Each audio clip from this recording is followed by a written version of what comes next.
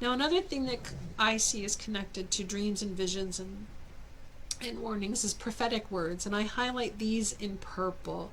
I was using a brown marker years ago, but now I use a purple. Prophetic words sometimes come through dreams and visions. I have gotten a prophetic word just during prayer time. Two events I remember recording. One was a prophetic word from Jim, and it was really weird when it happened. We were out for a drive. We hadn't seen or bid on our house yet here in West Virginia. We hadn't come to physically see it. We were out for a leisurely drive, and there we were discussing an event that was coming up, and neither one of us wanted to attend. We were feeling pressured that we should attend, but we didn't really want to attend, and it was coming up in about 2 or 3 months from the day we were driving. So Jim asked me point blank, "So what date is that thing on?" And when I replied, "It's at the end of June," he bluntly said without thinking, and it just rolled off his tongue, and I recorded this in my journal, "Oh, good. We're going to be gone by then." And I remember, and I wrote down in my journal that I looked at him funny, but we just laughed, and we just went on our way. Not long after that, we took a trip to West Virginia from New Jersey, looked at this house, things played out, we put in a bid, and we moved on our settlement, or a few days before our settlement date, which was June 13th of 2016. And looking back on it the other day, I just went, wow, that really did play out. That was really a prophetic word that just rolled off his tongue. Another one was April 2016. I got a prophetic word that somehow someone we know was in serious spiritual danger, as well as physical. And I do know who the person is. It wasn't just God telling me someone is going to, he told me who it was going to be, and I shared it with Jim. We prayed about it, and I wrote down the answers that we got in prayers, what we were supposed to do.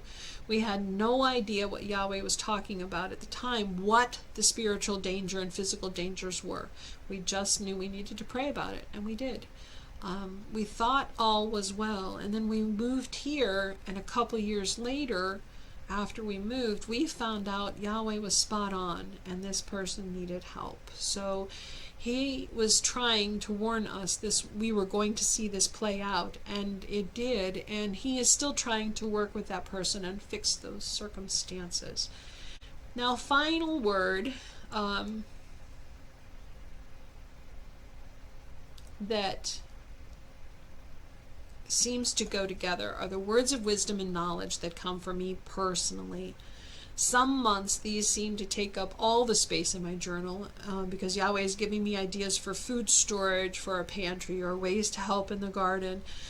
He guides me and directs me where to plant and where not to plant, believe it or not. And those are words of wisdom and knowledge he gives to me directly.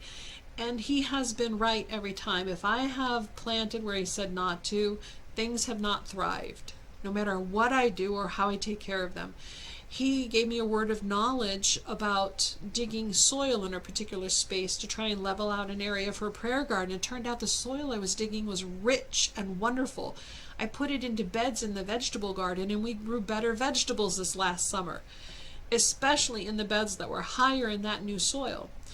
These might sound silly to some people, but these are always ideas I didn't think to come up with on my own, because I had different ideas and plans. They came to me instead in prayer, and I write them down, and then I try to follow them. And I love these personal messages because they help me improve my relationships with others and with Yahweh, and they also help me improve my relationship with myself too, which is good. Their wisdom, their knowledge, encouragement, and sometimes they are words of rebuke, and we do need those as well. They help me correct myself, and I write those things down. Yahweh will also give me a word of knowledge and wisdom if he wants me to avoid certain situations that he doesn't want me involved in. The other two things that I use are two colors, are light blue and dark blue.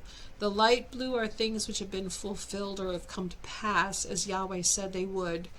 I make sure I go back every now and then and I reread the journals and I write those things down. These are warnings that Yahweh had given me, prophetic messages or other messages that he said would come forward, promptings, dreams, visions. I make sure I mark those when they've happened, and the date that I recognize that they happened, if I know when they happened, when they came to fulfillment, so that I see that I am acting on the fruits of the Spirit, the gifts of the Spirit, and I'm seeing them come forward.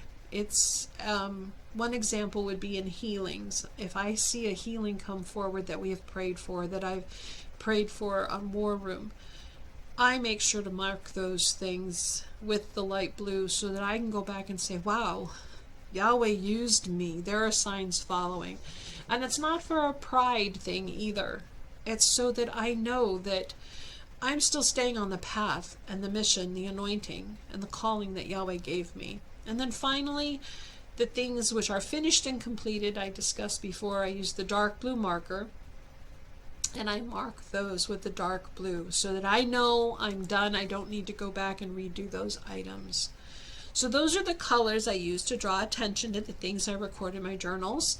I've given you examples, and this is the second week of examples. And I want you to take the time again this week and try and accept the challenge to think of things that fit into these categories for yourself. Use your highlighters and mark them up in your journal. Some people might think it looks messy. If you don't like to mark an entire line, use a dot, underline a section. It'll draw your attention back to that topic when you need to refer to it again.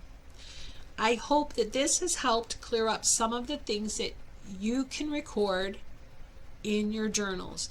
Another quick note is, do you think that you have to have dreams and visions? No. Maybe they don't happen for you, and that's acceptable. That's okay. Maybe that's not your gift at this time or your strong point at this time. It's not that it's a weakness. Don't think that. It's just something that you're not executing right now. But you may recognize in this recording things in your journal that they have happened for you. Make sure that you make note of that. And also, don't let this assignment overwhelm you. Remember, there's no test. I'm not giving a final exam.